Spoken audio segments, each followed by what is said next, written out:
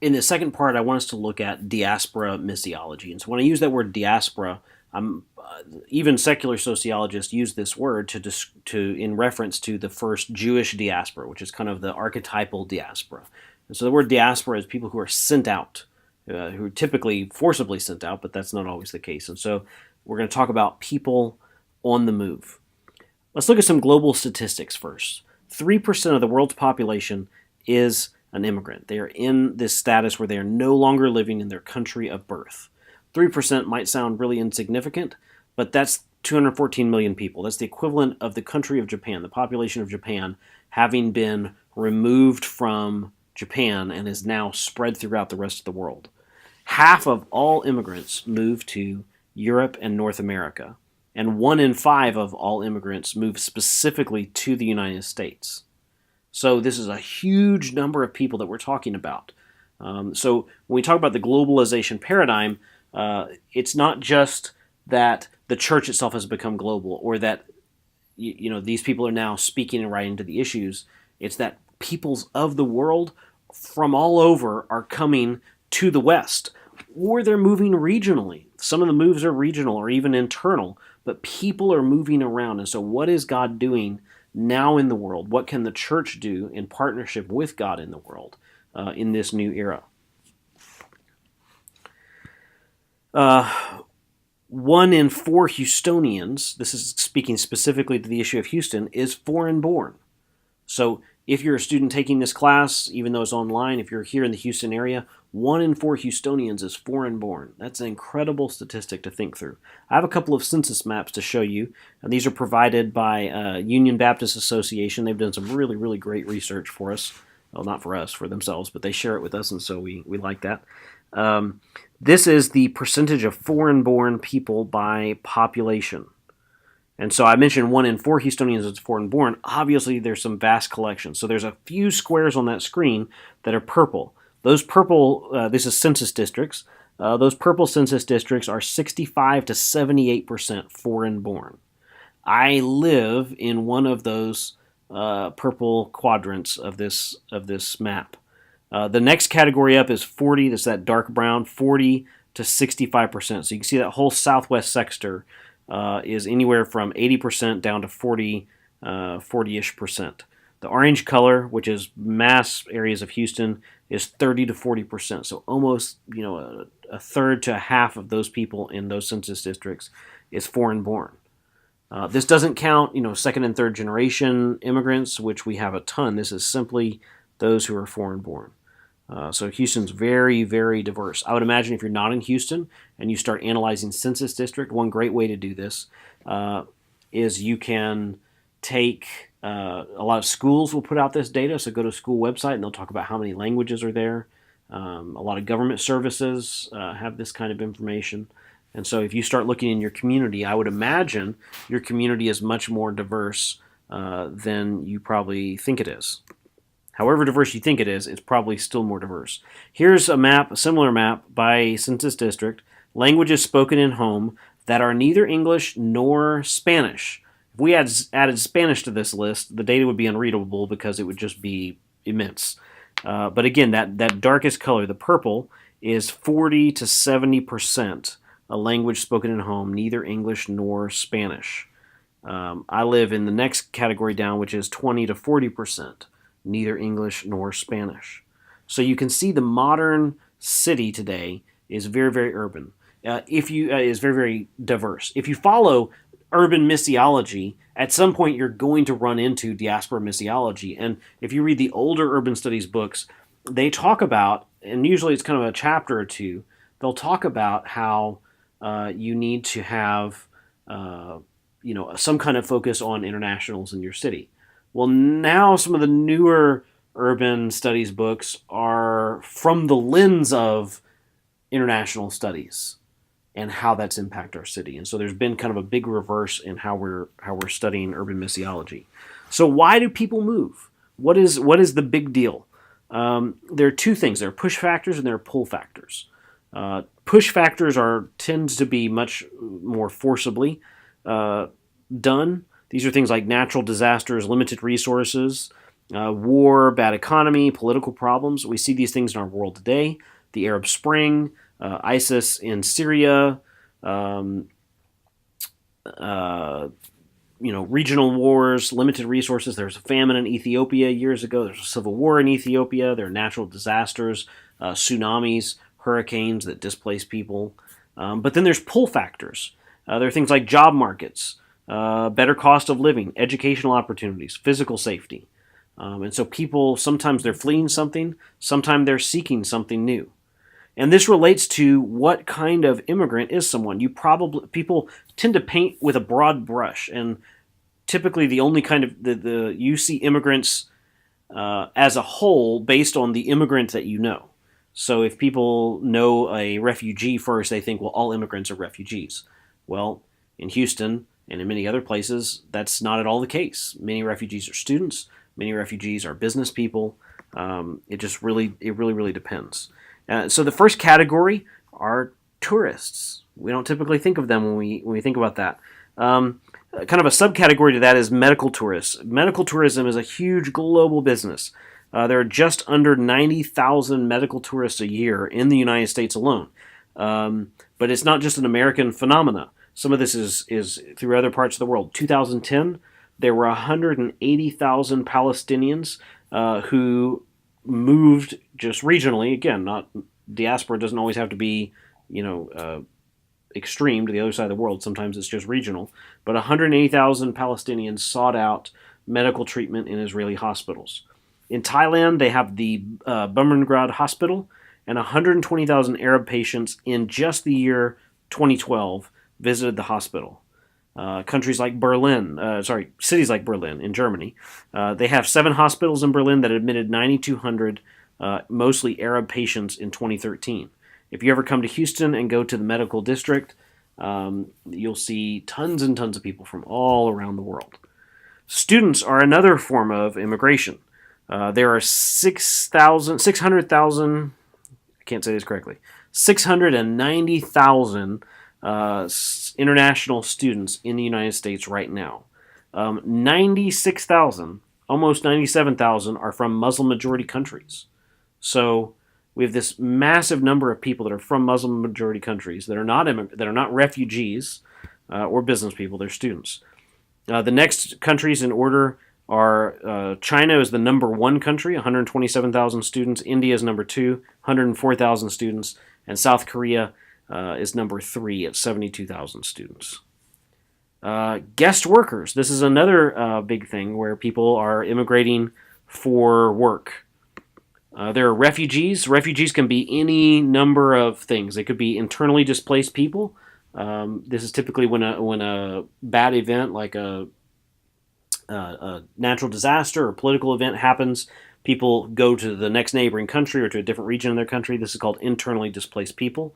There are 65 million forcibly displaced people in the world today. There are 21 million refugees in the world.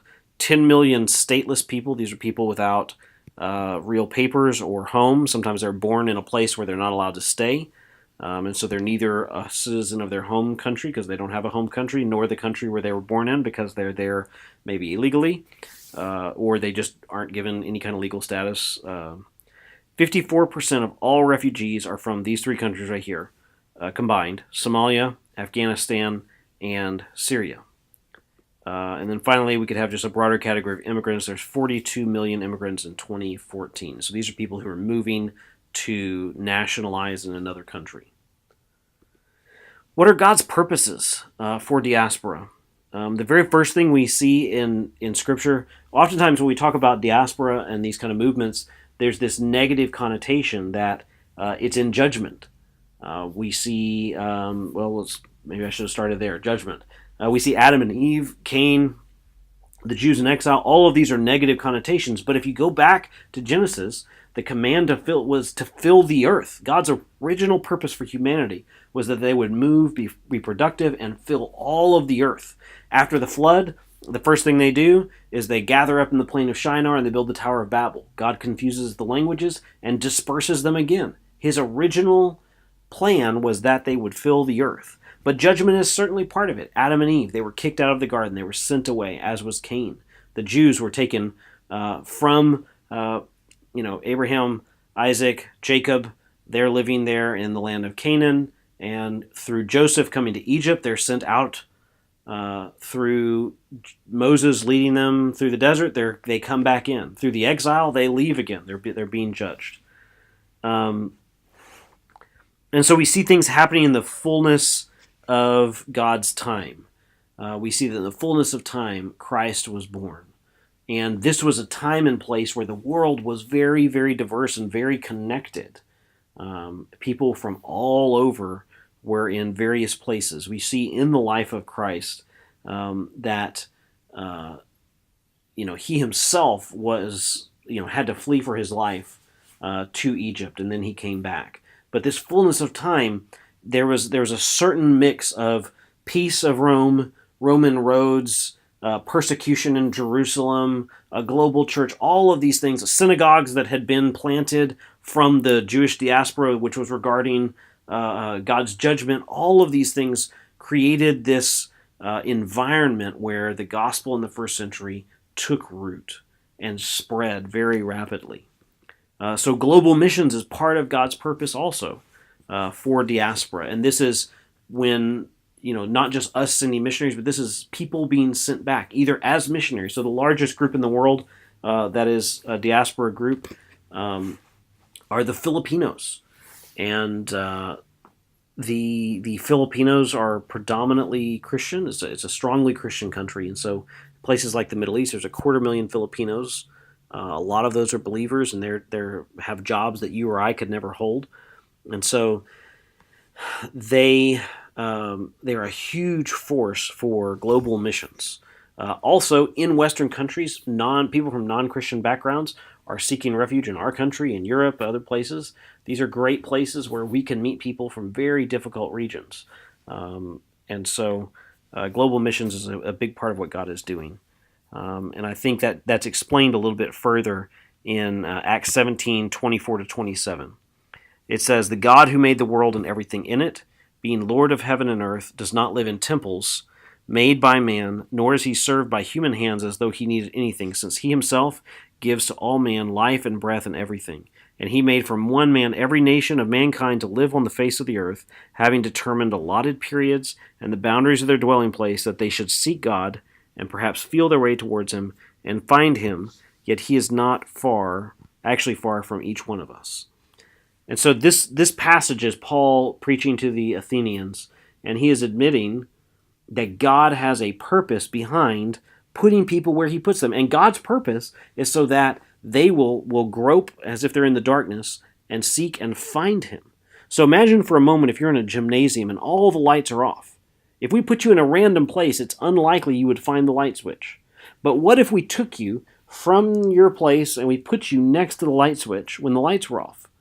Hopefully then you could feel, okay, I'm at the wall, I'm near a door, and you could kind of feel around to the light switch. And so Paul is saying that's what God did. God has established borders and times that people would seek him, and in seeking him, they might find him. So let's look at Diaspora Missiology proper. Sideri Joy Tira, Enoch 1, the Lausanne Council, and others have theorized it using prepositions. The first of these is to. This is when people are reaching out to a diaspora group. So if you had a group of Somalis living in your neighborhood, or Ugandans, or Pakistanis, or anybody living in your neighborhood, and you're trying to reach them, this is missions to the diaspora. Next is missions through the diaspora. So once there are some believers in a particular group, the diaspora themselves can now carry the gospel to the rest of their group. This is missions through. But they were still focused on one group. Missions beyond or by, sometimes they'll use both of those words, is when the diaspora themselves might be living in a city, maybe like Dubai. So you reach some, there's Filipinos in Dubai. Some of them are believers, some are not. The Filipinos reach out to their own group, that's through. And then they go, hey, we're in Dubai. Look at all the Pakistanis. Look at the Indians. Look at these different groups that need the gospel. Let's start sharing cross-culturally with them. And so that is the missions by and beyond the diaspora. There's one term that I have added to this list, which is with. And so this is the idea that it's a relational understanding of missions, that as we do work in diaspora cities like Houston or Dubai or other places, and we get connected to people, people who are from very hospitable countries, they are very welcoming to us when we learn how to befriend them. And so in doing the work of diaspora ministry too, there very quickly becomes this with element where we either get invitations home or we've had people seek out invitations back to their home country. And so this is a new opportunity that 50 years ago, 100 years ago, we probably couldn't taken people up on. But in today's world, this is something that we can do. We can meet people from any country around the world today in most Western countries and most Western cities. And if we build relationships with them, we can get invitations back home to go to their home country. So this is a new way that we're using to launch and to mobilize new missionaries into many countries and cities. Next, we need to look at their identity. And so this is a complex issue because, if you live in the States, and not Native American, you're from somewhere else. So myself, my last name, Hebert, it sounds much different than it's spelt because it's French. My people came from France to Nova Scotia. We got kicked out of Nova Scotia, Canada. Went to South Louisiana. Oil came to South Louisiana. There was a pull factor. So we had a push factor. We were pushed out of Canada. Then we were pulled out of South Louisiana into Houston because of oil. And so there's so many Cajuns, so many Heberts now in the Houston area. And identity is one of those things we struggle with. I don't feel, I realize my roots are in France ultimately, but I don't feel any sense of connection to France. But I'm also not a recent immigrant from France. I do feel connection to South Louisiana. I was not born there, and I've actually never lived there. My grandparents lived there, my dad lived there, but I was born here in Texas. But I still think of myself as Cajun. That's kind of my identity. So let's look at some other categories. One is transnational. This is for people who are going back and forth. They might come up with a hyphenation or something, but they see themselves as going from place to place to place. Another form of identity is a hybrid identity, where you experience language and culture from one place, but then when you come in, you try to fuse that and create kind of your own combination of your home culture with the new local culture. The third model is assimilation. So in transnationalism, I'm going to behave one way in one place and another way in another place. I'm kind of bicultural with a hybrid identity. I'm combining multiple things. And then with assimilation, there's one author, he gave 3 different ways that people assimilate. He says they come in as grasshoppers, as oysters, or as owls. And so grasshoppers, think of a grasshopper, it blends in. Wherever it goes, it just tries to appear like it belongs, tries to camouflage itself. With oysters have a hard shell. And so from the outside, they have that exterior part that interacts with the world, but then they have this interior part that's protected. And so on the outside, many immigrants might kind of Americanize, but then you go inside their home and it's all food from the home country. They speak the home language. They have the home religion. But then they go back to the workplace and they're as American as you and I. And then finally, owls. This is they use that metaphor of an owl being a wise animal, and they say, well, this animal knows how to wisely navigate between the two worlds and to begin to integrate these two worlds.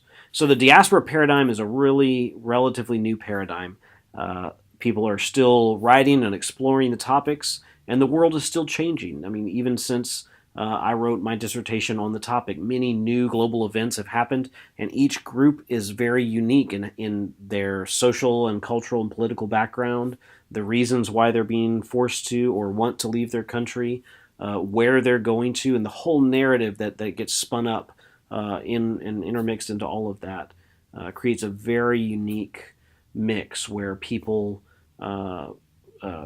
can explore these topics.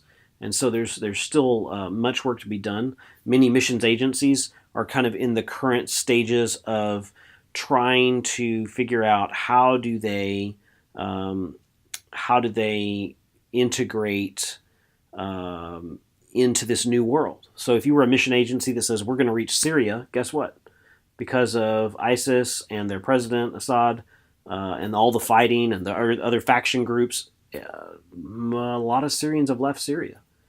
And if the trend continues, and I imagine at some point it won't, but currently it's continuing, if it continued, there would be no more Syrians in Syria. So if you say, God's called me to reach Syrians, at some point you got to go find the Syrians. Or what if you said, hey, God's called me to reach Hindus? Well, there's 250,000 Hindus in Trinidad, down in the Caribbean. And so that seems like an unlikely place to go find Indian background Hindus, but they are there. So what do? Do you stick to your geography of missions as across the pond? Or do you find some way to go to an affinity group? Well, a lot of agencies are going to the affinity group model. And so, like I said, this is a forming, a very new cutting edge paradigm that is forming, but it fits into this broader global paradigm of globalization.